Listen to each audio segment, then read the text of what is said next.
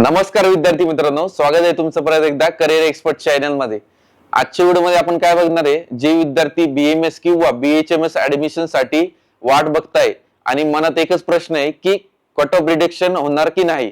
तर विद्यार्थी मित्रांनो, आजच्या व्हिडिओमध्ये आतापर्यंत जी काही ऑफिशियल अपडेट आलेली आहे आपण ते देखील बघणार आहे आणि दुसरा मुद्दा म्हणजे जे काही क्वालिफाइंग क्रायटेरिया कमी होणार का ते देखील आपण बघणार आहे आणि त्यानंतर महाराष्ट्रामध्ये नीट यूजी साठी स्पॉट राउंड होणार का किंवा इन्स्टिट्यूशनल राउंड होणार का ते देखील आपण बघणार आहे। तर चला तर चालू करूया व्हिडिओसाठी। तर विद्यार्थी मित्रांनो, पहिला मुद्दा असा आहे की बीएमएस किंवा बीएचएमएस कट ऑफ रिडक्शन साठी नाकार दिलेला आहे। स्पष्ट माहिती आपल्या समोर आलेली आहे, कारण की सुप्रीम कोर्टाने नीट यूजी 2025 ऍडमिशन साठी नाकार दिलेला आहे। कारण की जे काही गव्हर्नमेंट आणि एनसीआयएसएम मध्ये केस चालू होती की क्वालिफाइंग क्रायटेरिया कधी कमी होणार त्याबाबत, तर त्यांना पैसे देऊन तुमची जी काही पूर्ण केस आहे ती फिरवण्यात आलेली आहे। तर मला एकच सांगणे विद्यार्थ्यांना की तुमचं जी काही युनिटी आहे, जे विद्यार्थी अनक्वालिफाईड आहे त्यांना काय करायचंय, तुम्हाला एक युनिटीने ट्विटर वरती एनसीआयएसएम चं ऑफिशियल पेज आहे किंवा गव्हर्नमेंटचं पेज आहे, त्यावरती तुम्हाला तुमचे मुद्दे मांडायचे किंवा तुमच्या जे काही भावना आहे त्या मांडायच्या आहे की पीजी साठी जसं तुम्ही क्वालिफाइंग क्रायटेरिया कमी केला होता तर नीट यूजी साठी का नाही, ह्या मुद्द्यावरती तुम्हाला सांगायचं आहे। तुम्ही जर तुमचं जे काही युनिटी आहे ती जर दाखवली त्यामध्ये, तर नक्कीच तुम्हाला काही ना काही त्याच्यावरती, आणि त्यांनी लास्ट जी तारीख दिलेली आहे ती 13 जानेवारी दिलेली आहे, म्हणजे 30 जानेवारी पर्यंत आपल्याला कळणार आहे की क्वालिफाइंग क्रायटेरिया कमी होणार की नाही।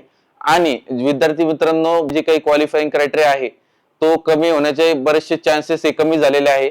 तर तुम्हाला काय करायचंय, तुमचं जे काही नीट 2026 चं रिपीट चालू आहे चालूच ठेवा ते, कारण की आता इकडे तर चान्सेस खूप कमी झालेले आहे, होप्स खूप कमी झालेले आहे। तर तुम्हाला काय करायचंय, त्यामध्ये सुद्धा तुमचं रिपीटची तयारी चालू राहू द्या आणि इकडे काउन्सिलिंग मध्ये ऍक्टिव्ह राहा आणि आपल्या चॅनलच्या माध्यमातून किंवा व्हॉट्सअप कम्युनिटीच्या माध्यमातून तर तुम्हाला मी सर्व जे काही ऑफिशियल अपडेट आहे ते तर देणारच आहे, त्याचं काही हरकतच नाही।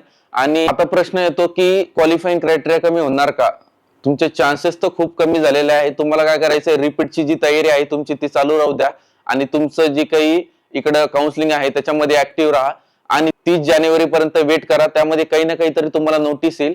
आणि मेन मुद्दा म्हणजे असा की महाराष्ट्रामध्ये जे काही स्पॉट राउंड होणार का नीट यूजी साठी, जे काही महाराष्ट्र सीईटी सेल आहे, स्पॉट राउंड किंवा इन्स्टिट्यूशनल राउंड होणार का ते आपण देखील बघणार आहे। महाराष्ट्रामध्ये जे काही तुम्हाला अदर स्टेटचे बजेट असतात 17 किंवा 18 लाखामध्ये पूर्ण बीएमएस होतं, तेच आपण महाराष्ट्रामध्ये तुम्हाला पॅकेजेस देणार आहे आणि असे मोजके 2-3 कॉलेजेस आहे महाराष्ट्रामध्ये, त्यामध्येच फक्त होणार आहे आणि इन्स्टिट्यूशनल कोटामधूनच तुमचं ऍडमिशन होणार आहे। तुम्ही जस्ट इलिजिबल पाहिजे आणि त्यामध्ये इन्स्टिट्यूशनल लेवल साठी कोणते विद्यार्थी इलिजिबल असणार ते देखील आपण बघणार आहे। त्यामध्ये असेच विद्यार्थी इलिजिबल असणार आहे की ते आतापर्यंत त्यांना ऍडमिशन मिळाले नाही आणि त्यांच्यासाठी नवीन पुन्हा एकदा रजिस्ट्रेशनचा विंडो ओपन होईल आणि ते ऑफलाईन पद्धतीने राऊंड कंडक्ट होणार आहे आणि तुम्हाला 17 किंवा 18 लाखामध्ये पूर्ण तुमचं बीएमएस जर करायचं असेल तर मला खाली दिलेल्या नंबर वरती नक्की संपर्क करा आणि तुमचं जे सीट आहे ते बुक करून घ्या, जेणेकरून काय होईल, तुम्हाला एकदम कमी पॅकेज मध्ये चांगल्या कॉलेजला ऍडमिशन करून देऊ आपण। आणि तुम्हाला काय करायचंय, आता तरी सध्या तरी वेट करायचंय क्वालिफाइंग क्रायटेरिया बद्दल आणि 30 तारखेपर्यंत वेट करा। जर नाहीच झालं तर तुमचं रिपीटची जी तयारी आहे ती चालू राहू द्या आणि अशाच इन्फॉर्मेटिव्ह व्हिडिओसाठी व्हिडिओला लाईक करा, चॅनलला सबस्क्राईब करा। तोपर्यंत धन्यवाद।